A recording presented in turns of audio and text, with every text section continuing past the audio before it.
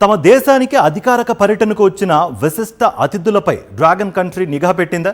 వారి కదలికలు తెలుసుకోవడానికి, రహస్యాలు రాబట్టడానికి సైనికాధికారులను మారు వేషాల్లో రంగంలోకి దించిందా? గూఢచర్యం సాగించిందా? అంటే అవుననే సమాధానం వస్తోంది. ఇదంతా నిజమేనని స్వతంత్ర బ్లాగర్ జెన్నిఫర్ జంగ్ చెబుతున్నారు. విదేశీ ప్రముఖులపై గూఢచర్యం చేయడం చైనాకు కొత్తేమీ కాదని అంటున్నారు. ఈ మేరకు తాజాగా సోషల్ మీడియాలో పోస్టులు చేశారు ఆమె. అమెరికా అధ్యక్షుడు డొనాల్డ్ ట్రంప్ ఇటీవల తన బృందంతో కలిసి చైనాలో పర్యటించారు. ఆయన వెంట ప్రపంచ కుబేరుడు, స్పేస్ ఎక్స్, టెస్లా సంస్థల అధినేత ఎలాన్ మస్క్తో పాటు అమెరికా పారిశ్రామికవేత్తలు, టెక్నాలజీ నిపుణులు, జర్నలిస్టులు కూడా ఉన్నారు. ట్రంప్ గౌరవార్థం ఆయన బృందానికి చైనా కమ్యూనిస్టు పార్టీ విందు ఇచ్చింది. ఈ సందర్భంగా ఎలాన్ మస్క్ పక్కన ఎర్ర రంగు దుస్తుల్లో ఉన్న ఓ మహిళ చాలాసేపు నిలబడి ఉండడం ప్రపంచం దృష్టిని ఆకర్షించింది. ఆమె వెయిటర్గా వ్యవహరించారు. నిజానికి సదరు మహిళ వెయిటర్ కాదని, చైనా మిలిటరీ ఆఫీసర్ అని జెన్నిఫర్ జంగ్ తేల్చి చెప్పారు. ఈ మేరకు 2 ఫోటోలను సోషల్ మీడియాలో పోస్ట్ చేశారు. ఒక ఫోటోలో వెయిటర్ దుస్తుల్లో ఉన్న మహిళ, మరో ఫోటోలో మిలిటరీ యూనిఫామ్లో కనిపించారు.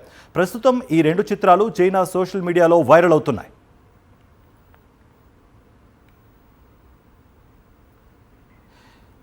విదేశాలపై చైనా ప్రభుత్వం గూఢచర్యం చేస్తోందని, అనేక కుట్రలకు పాల్పడుతోందని జెన్నిఫర్ జంగ్ గతంలోనూ పలు సందర్భాల్లో ఆరోపణలు గుప్పించారు.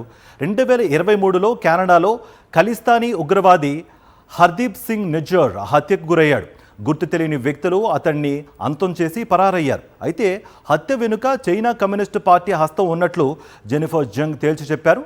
నిజ్జర్ను చంపేసి ఈ నిందను భారత్పైకి నెట్టారని తెలిపారు. తద్వారా భారత్కు, పశ్చిమ దేశాలకు మధ్య విభేదాలు సృష్టించడం, దూరం పెంచడమే చైనా అసలు కుతంత్రమని స్పష్టం చేశారు. తాజాగా ఎలాన్ మస్క్ పై నిఘా పెట్టిన సైనికాధికారి పేరు జనరల్ చెంగ్ చెంగ్ అని వెల్లడించారు. ఆమె బెటాలియన్ కమాండర్గా పనిచేస్తున్నారని తెలిపారు. చైనా ప్రభుత్వమే ఆమెను మారువేషంలో వెయిటర్గా నియమించిందని పేర్కొన్నారు. వెయిటర్గా ఉన్న సమయంలో చెంగ్ చెంగ్ వద్ద తుపాకీ లేదా అలాంటి ఆయుధమేదో ఉండవచ్చునని తాను భావిస్తున్నట్లుగా సోషల్ మీడియాలో పోస్టులో జెన్నిఫర్ జంగ్ వివరించారు. అయితే జంగ్ ఆరోపణలపై చైనా ప్రభుత్వం ఇంకా స్పందించలేదు. పాశ్చాత్య దేశాలకు సంబంధించిన లక్ష్యాలపై, ప్రముఖులపై చైనా ప్రభుత్వం రహస్యంగా గూఢాచారాలను మోహరించిన చరిత్ర ఉందని నిపుణులు చెబుతున్నారు.